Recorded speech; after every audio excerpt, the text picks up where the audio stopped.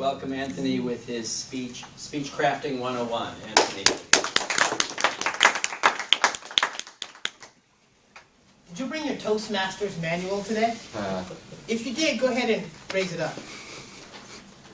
Okay, so there's 1, 2, 3, 4. Everybody else is wrong. Oh my gosh, no.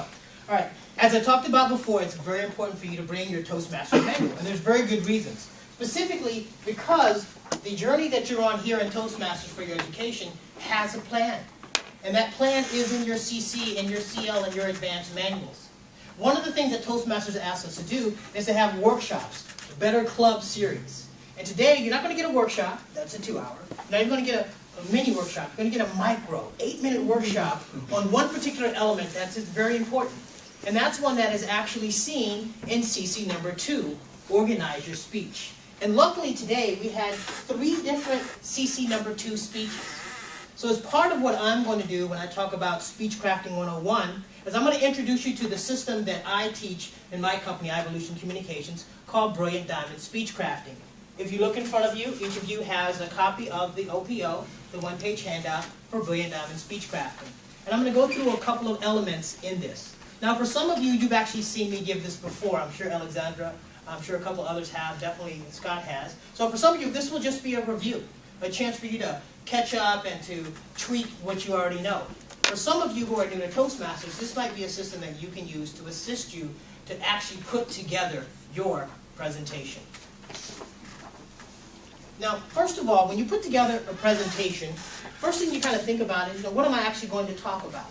A lot of people, after they figure out what they're going to talk about, it's like, all right, now I need to write my speech. I think that's a fallacy. You don't write your speech, you craft your speech. It's kind of an art. And when you craft your speech, there's a couple of key elements that you have to have. Anybody ever take a public speaking course? Raise your hand if you took a public speaking course. What do they tell you were the 3 main parts of a speech in your public speaking course? Intro, body, conclusion. Most courses introduce us to this and teach this. And they're half right.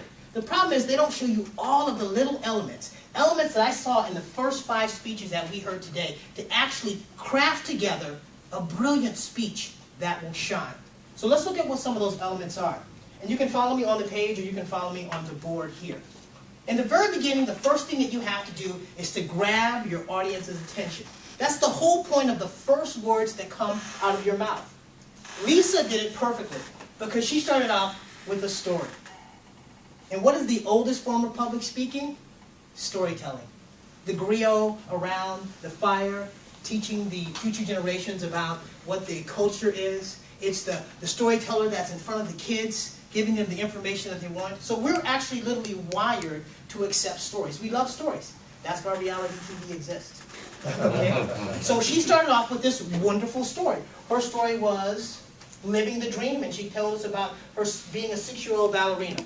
That story galvanized our attention. So that's the first thing you have to do, as you see up here. Grab their attention. And there's 3 symbols. One is an explosion. The other one is a teardrop. Make them cry. And the other one is a blood drop. Make them bleed. The best example that I ever saw that I actually gave, I went to Kiva. And on the way to Kiva, I had to walk from the BART station to Kiva.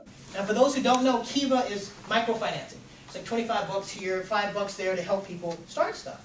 And they go all around the world. Even their conference rooms have international names. And I walked in and I said, in the 4 blocks it took me to get from Montgomery BART to Kiva, I passed 6 homeless people in one of the richest cities in the world.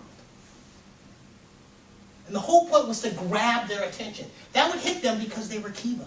They were giving money all around the world, and yet right outside there were homeless people. So your first point is simply to grab attention like Lisa did for her story. After that, there's actually 2 parts to your opening. One is to grab attention, but the second one is to give a review of what you're going to talk about. Tell us some of the things that you're going to say. Who did a really good job at this was Stephanie. She gave us a preview. She said, I'm going to talk about 2 things, about how you breathe and about the buddy up system. I may have messed up what the second one was, but she gave us the 2 things that she said.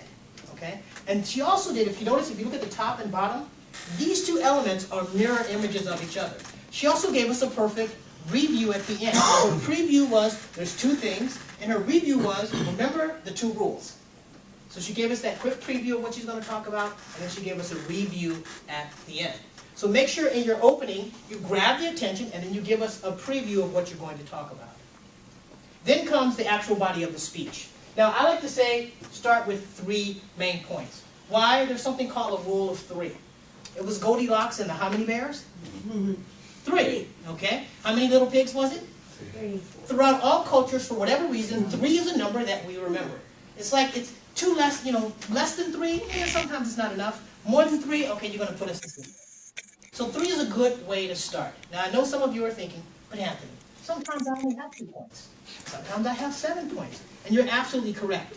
This is like a, what do you call when you're baking? You have a recipe. Now, when you have a recipe, you start off using the recipe, but by the 3rd, 4th, 5th time, do you use the exact recipe anymore? No, you know how to go off the recipe and do it your own way. So I'm giving you a recipe to start using now. So I like to start off with 3, and these are your main points. And this is simple, I don't need to go into this in detail. Just state what your main points are, and then support your main points. You can use facts, you can use quotes, you can use stories, you can use analogies to support your main points. But have them in order. We saw 2 good examples of this. David said, I'm going to tell you about 3 things. Past, present, and future. And then he went through and he told us about the past, the present, and the future. We saw in Adams that instead of having 3 points, he had a chronological story. It was still in order. It wasn't, he didn't go back and forth. He went down the line. So have an order of the things that you're going to tell us so that we can follow you. The next thing that you see is, we go again to the end where you simply have your review at the end. Notice these 3 things look exactly the same. So if you have 3 points in your preview, have 3 points in your speech, and then have 3 points in your review at the end. Okay? Now all of this seems like basic stuff. Like, why are you telling me this basic stuff? Because often we forget it. It's the exact same reason why your Toastmaster has an agenda. You follow the agenda to make sure you don't forget any of the basic things.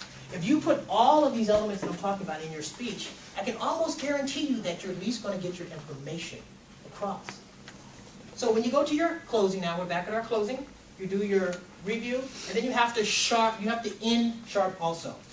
This whole entire process started with me coaching someone from this club. And I was talking to her, and I was like, may I borrow your shoulder? And I was like, when you start off, you got to poke them. You got to get their attention. And then when you finish, you got to poke them. You got to get their attention. And I looked at my own hand, and I saw the diamond. So you start off by grabbing their attention. Grab them, make them bleed, make them cry, and you end the exact same way. Today we had a good example of that when Adam started off, you can't always plan for the chaos ahead. And how did he end? I'm sure that there will be a lot of chaos in my future endeavors. He started off with the chaos and he ended with the chaos. It's called the OC Connect. Open and close with things that grab attention and are connected to each other. So if you open with a question, what should you end with? An answer. Okay? So if you open with, how are we going to achieve our 3rd quarter goals? Go through the speech and at the end, and now you know the plan to achieve our 3rd quarter goals. It's the OC Connect. So make sure that your opening and your close are directly connected to each other. It's like a package, putting a bow around a package to make sure it's all nice and tight. Now, the OC Connect, I think, is one of the most important things that we often forget, but it can really make that speech stand out. The other thing that we often forget, and I have to say that it was forgot a lot today from the presentation that I heard, but we got a master class in it. And that's these green lines here. What do you think these are? Transitions. Transitions. See, it's just a 5, 6, 7 minute speech, even if it's a half hour. Human beings like to know where they're going. You have to give us a clue, the direction that we're going. Tonight from Scott, we got a master class on how to do transitions. In the beginning, he said, and I quote, "It's at that point that I have these conversations." He transitioned from his opening into the points that he was going to make. And then he said, number 1, and guess what he used? He showed it to you. And then he said, number 2. And when he introduced it this time, he said it slow. Pain, resistance, struggle. So that we know that this is the beginning of the 2nd point. And then he said, number 3. Why not me? But then he repeated it. Why not me? So he gave us the transitions, and then he gave us a title, either slowly or repeating it, to let us know that we're moving on. Now, we're all intelligent people, but you still have to walk us through your presentation. So you can see that to have an excellent presentation, make sure you have an opening with 2 parts. sharp opening, and a preview. Make sure you have your main points that are either points or chronological. And make sure you have a closing with a review that's the same as your preview and a sharp close. Make sure your open and close connect and have good transitions. And if nothing else, I can guarantee you that the audience will learn and want to listen from your presentation. Mr. Toastmaster.